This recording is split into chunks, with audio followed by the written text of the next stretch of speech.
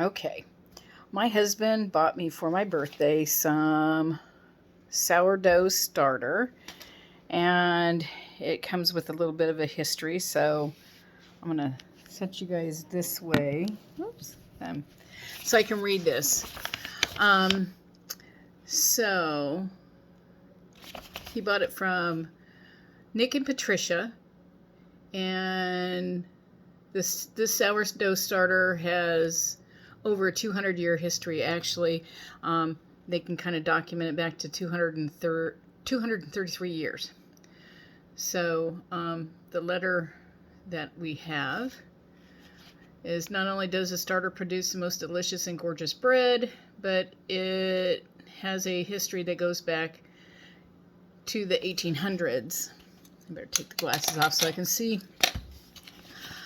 First, you should know that my 92-year-old mother has lovingly cared for this starter ever since I can remember. It became like one of her children.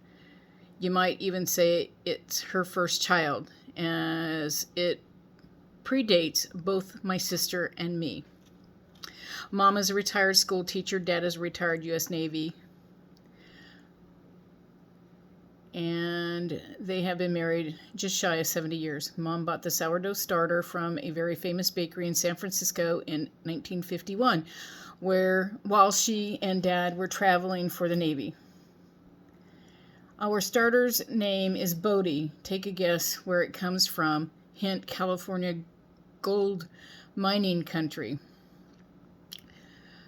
The baker at the time told Mom that the starter had been used in the bakery since 1850, and not only that, the founder of the bakery had the starter in his family for 40 years before opening the bakery.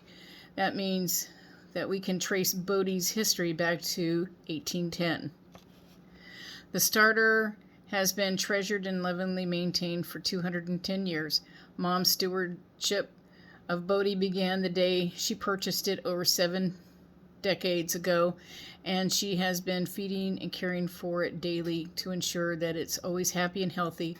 As a result, my sister and I had a childhood filled with amazing bread, cookies, pancakes, pizza dough, and many, many other tasty treats. As kids, we had no idea how special the sourdough starter was. Mom is still feeding and maintaining it to this day. And now I am helping her share Bodie's goodness with others and managing the eBay account for her. When you buy from us, anyway, it goes on, we can reach out and ask questions. So the package, let me get this turned around.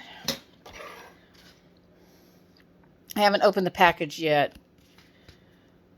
So let me turn this around. All right. So it came in an envelope, and my husband bought several packages, enough to help me do starters over and over again in case I mess up. So we're going to activate the starter.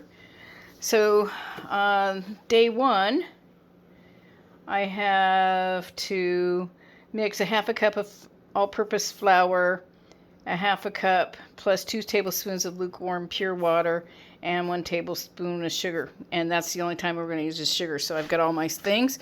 I went out and I bought one of these jars. I got it washed and sterilized so I don't mess it up. So I am going to open up the package. I'm going to put you guys on pause while I do that. I'll come right back. All right, so I'm back. I opened up the envelope, and my wonderful husband bought me enough for 4 starts. And then it comes with an instructions on how to get it started. And then on the back side, there is a recipe for sourdough bread. So that's going to be awesome.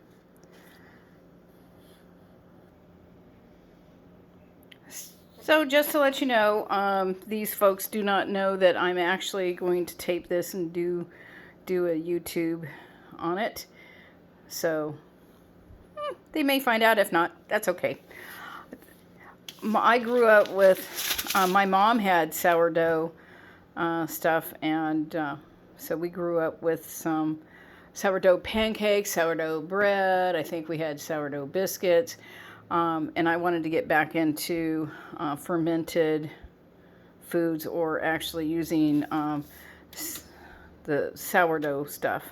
So we're going to get this started. It looks like it's going to be about 5 days worth of carrying and tending until I'm able to actually start using the starter. So I'm going to get it all combined.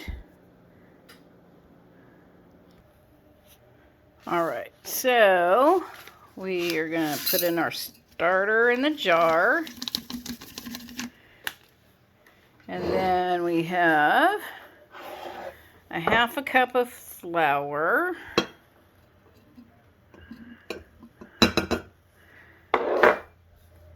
And as some of you know, I do my own video holding, so this is always taped in sequence, or at least I hope so. Anyway, oops, there's a little bit of that. This is 1 tablespoon of sugar.